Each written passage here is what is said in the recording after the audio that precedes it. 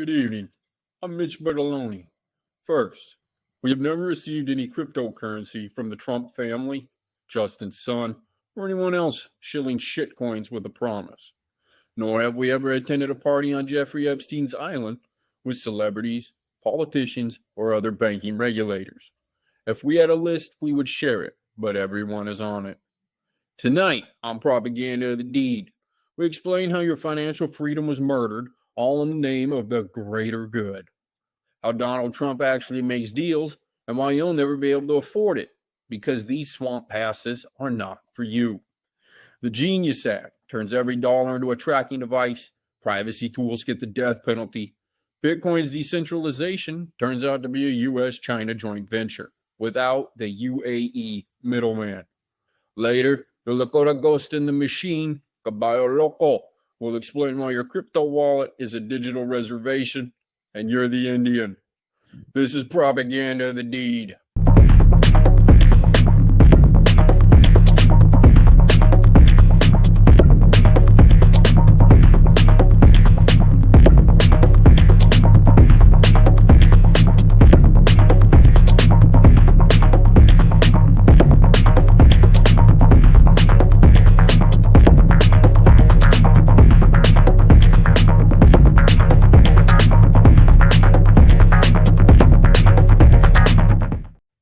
Let's talk about the future of your bank account and pretend it has money.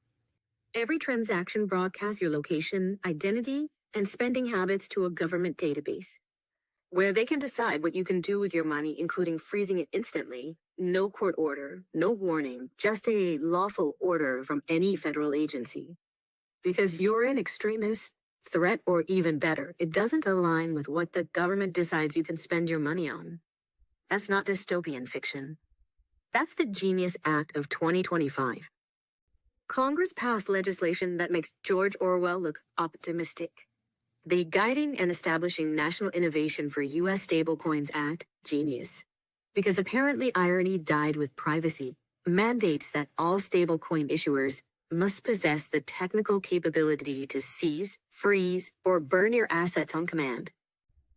Stablecoins are magic internet monies that are backed by dollars, which are backed by T-bills, which are backed by debt, which is backed by petrodollars, which is backed by the war machine. So stablecoins are more of nothing burgers that come topped with surveillance sauce. So the banks are fast food restaurants serving you tracking fries. Let me explain. They built a financial system where your money can be deleted. Not frozen temporarily, deleted permanently, like it never existed. You don't actually get to eat the fries. Meanwhile, Trump's own stablecoin violates the Act's provisions against government officials issuing payment tokens. But laws are for peasants, not presidents. They get to eat your fries. You have to choke on the sauce. JP Morgan, through its stake in MetaMask, controls the most widely used wallet infrastructure. JP Morgan can now issue their own stablecoin fries while monitoring every transaction that flows through their grease traps. The infrastructure is breathtaking in its totality. Every transaction monitored, every wallet identified, every user cataloged. And unlike traditional banking, which at least requires some due process, these systems can blacklist you instantly. Circle and Tether already freeze wallets at government request. No warrant needed. The future of finance. We all end up slaves to McDonald's. We now turn to our guest Satomi Monohashi, a self-proclaimed state expert and genius supporter, for more on this story. Satomi? Bitcoin has already revealed its own glorious centralization. Two mining pools, Foundry USA and Antpool, control 57% of the global hash rate. That is what actually determines the Bitcoin mind. It's never been about anyone who can do it. It's always been about only who can do it. That is the state-sponsored benefactors and its constituents. Long live the greater good. Tell me more about these two companies, Satomi, and your greater good. Foundry USA, owned by Digital Currency Group. Hey, DCG is the conglomerate known as Standard Oil of Crypto. Just like them, we drink your milkshake and eat your fries. Backed by alphabet, which owes its origin to the CIA and NSA. Antpool, owned by Bitmain, representing Chinese manufacturing dominance as it should. Long live the greater good. It's an orchestrated duopoly. The revolutionary peer-to-peer currency is now a US-China joint venture where both governments can influence and control the network. Your money will be controlled for you. You are only to believe Bitcoin was supposed to free you from state control. Now the states control the miners who control Bitcoin. The revolution didn't fail, it was acquired as intended. Long live the greater good. Plus, even more genius, they're not even buying Bitcoin for their strategic reserve. Treasury Secretary Bessent admitted they're using confiscated assets. They're seizing money from citizens and calling it a national stockpile. They're not even hiding it. Every arrest, every seizure, every forfeiture feeds the reserve. They are not investing in crypto. They are harvesting it from the public. That is what the state should do.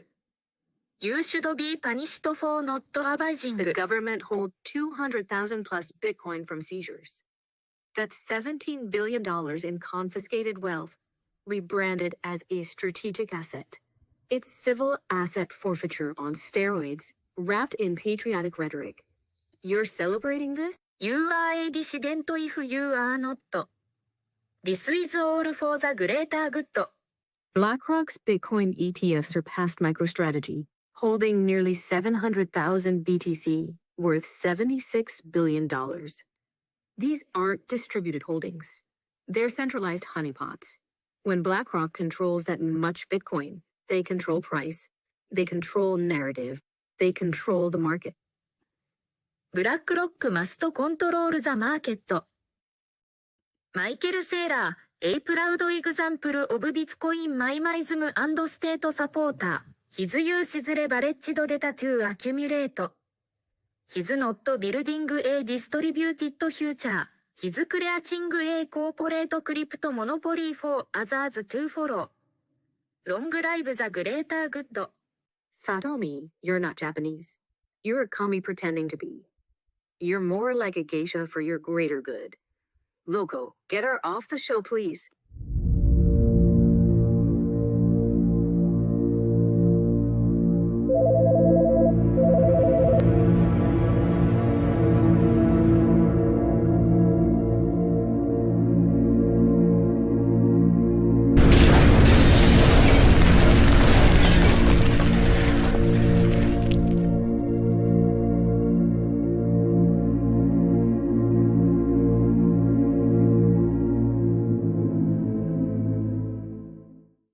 Mitch, he blew up a building. It was more like a floor. It actually takes a lot to bring a building down. Ready for segment 2? Yeah, fuck it. Segment 2.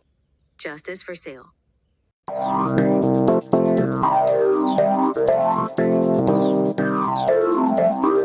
Now listen, bitch.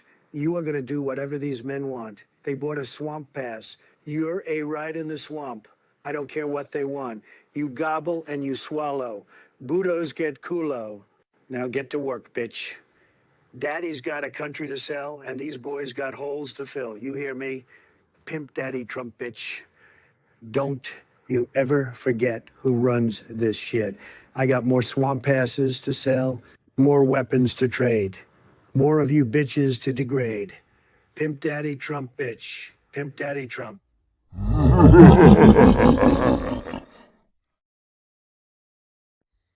Buy my shit coin, then whatever. 93 million. I don't care what she says. Pimp Daddy Trump says you get it. Let me tell you about two men. One wrote code. The other copied code. Both dealt with cryptocurrency. One was convicted of unlicensed money transmitting and faces 5 years in federal prison. The other is free to do as he pleases because he bought Trump's token. $93.6 million worth. Roman Storm created Tornado Cash, a privacy tool that worked exactly as advertised.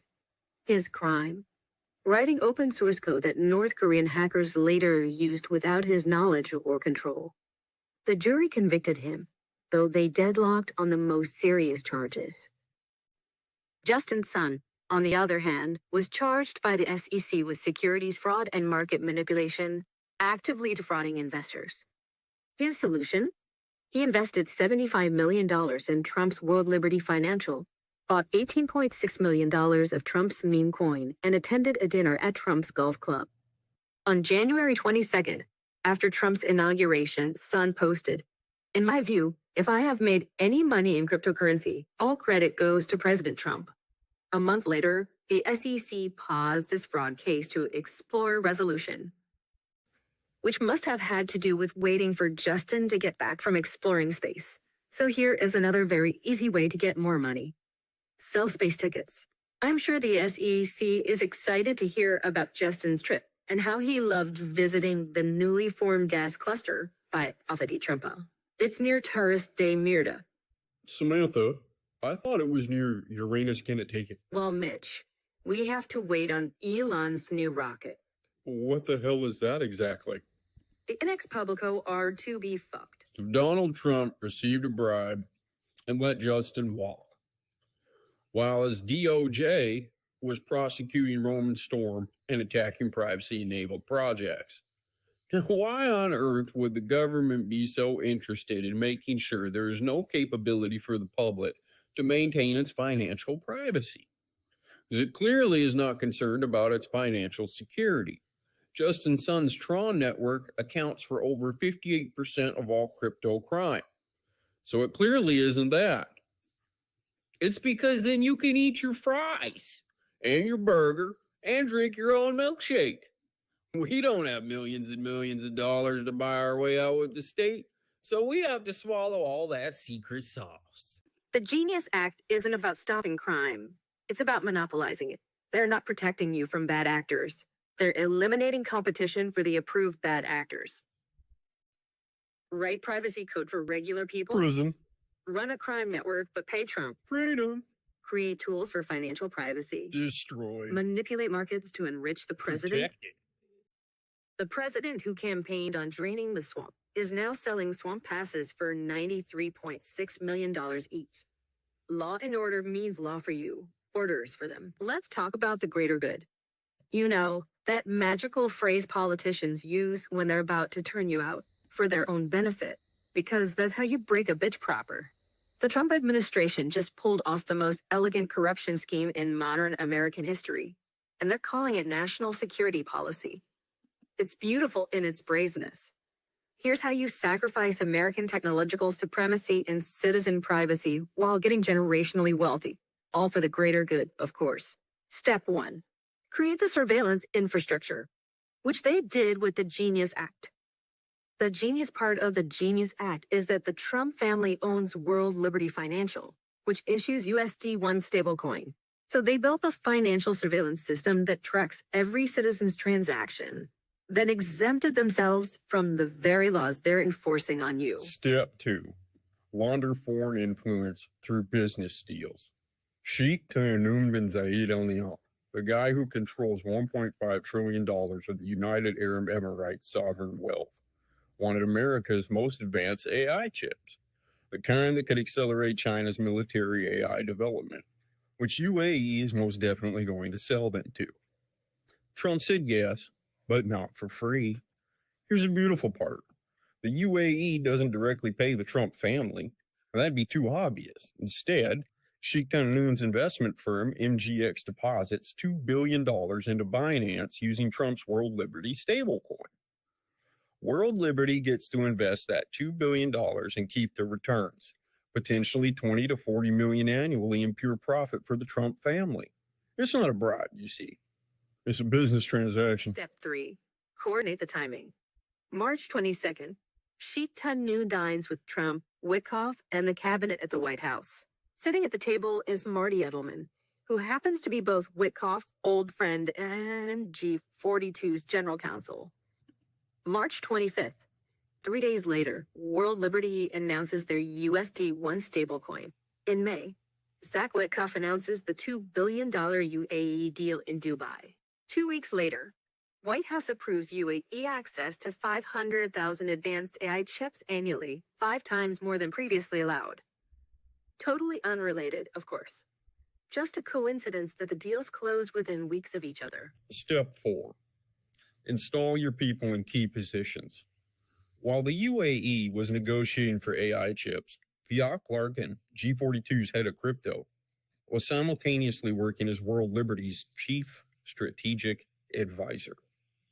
So the company seeking chips from the U.S. government had an employee helping the president's family make money from the company that would process the chips deal's financial arrangement. It's like having the defense contractor salesman write the Pentagon's procurement contract. Of course, this is all for the greater good. Step 5. Eliminate opposition to the greater good and any rationale that holds the public's interest. David Feith, the National Security Council official, pushing the America First AI policy that would restrict chip exports because they are going to end up in China. Fired after Laura Loomer had a 30-minute meeting with Trump. Laura fucking Loomer. Laura, you know you're my bottom bitch. Pimp Daddy Trump is trying to sell these chips. Fuck Dave Feith. I need more money, Daddy. Fire David and help me. Laura, baby. Pimp Daddy. Trump don't love hoes. You don't make as much as Lady Justice. Work your track. I love you, Daddy. My ass can't take much more. Suck it and make more. Now I need these UAE motherfuckers to buy my shitcoin. Fuck USA AI. Send me some USD1 as soon as you sell the chips. I will fire David. I will sell all these chips. You're a good bitch, Laura. A bitch a pimp dreams for. I'm out here every day making sure everyone knows Now about get Pimp back Daddy to work. Trump. I got more tricks coming for Lady Justice. We're filming. Peace, bitch. The greater good results. UAE gets military-grade AI technology that could easily end up in Chinese hands. The Trump family gets a $2 billion money printing machine disguised as a stablecoin.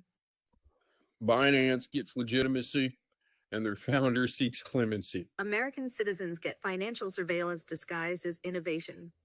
Yo, bitch, you better choke hard on these fries. While American technological advantage gets sold to the highest bidder. That's how you pimp a country with the back of your hand. But it's all for the greater good. National security, they call it. Economic partnership. Innovation leadership. Really? It's just the oldest con in the book, isn't it? Sell out your country's interests, survey your own citizens, and call it patriotism. The only innovation here is the sophistication of the laundering mechanism, which is exactly what they went after Tornado Cash for. But they wanted their own mixer that they could control. They convinced people that losing financial privacy was a feature, not a bug. That giving foreign powers our most advanced technology was strategic partnership, not strategic surrender.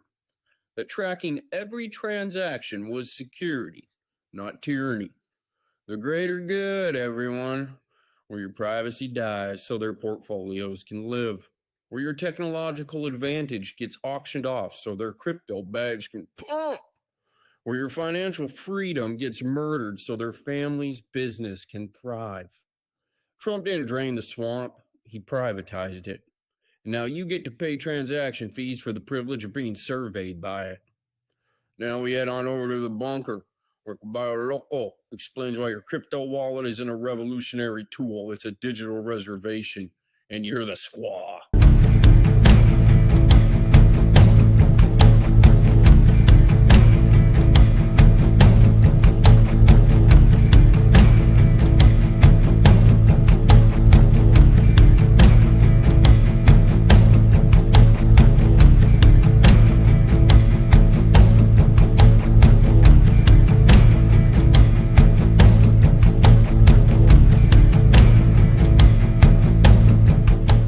People know what it's like when they promise you sovereignty, then surveil every movement.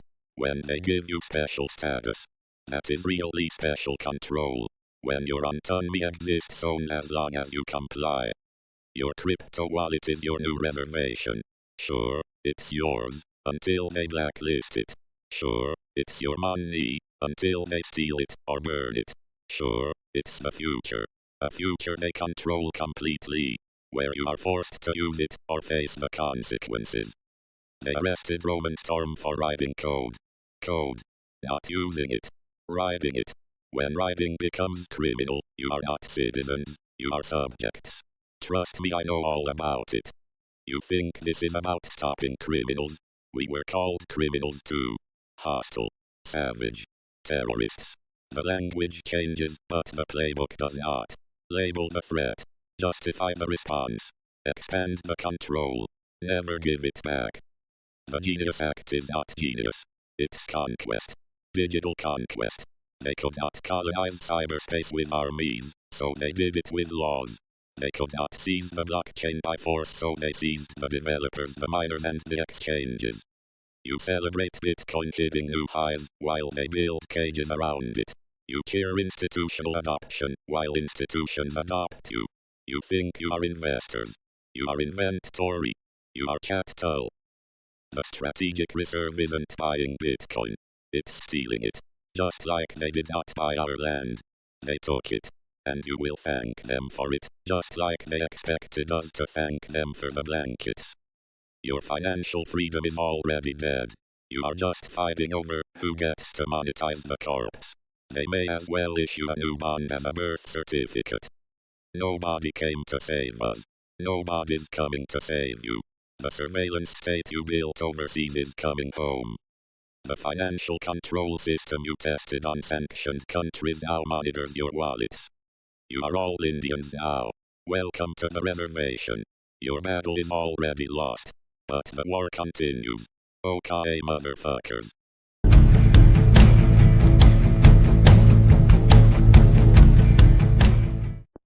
Before we go, Cassandra has a Palantir Predictions heat map update on future extremists of the United States. This is Palantir predicting how many of you will become extremists because of Charlie Kirk. So they can make sure to properly influence you and neutralize any concerns. Because you responding with violence of your own is exactly what they want. Cassandra? Thank you, Mitch and Samantha. This is Estados Unidos, and as you can see, many people are going to become extremists. The left is already very extreme and wants more violencia. The Palantir map is predicting the right will become even more violencia, and this will allow democracia drones. Your money will be controlled and the drones will keep you safe from all of the extremists. Palantir is predicting you will be a terrorist or never leave your casa. The democracia drones can bring you food. We can't feed the terrorists.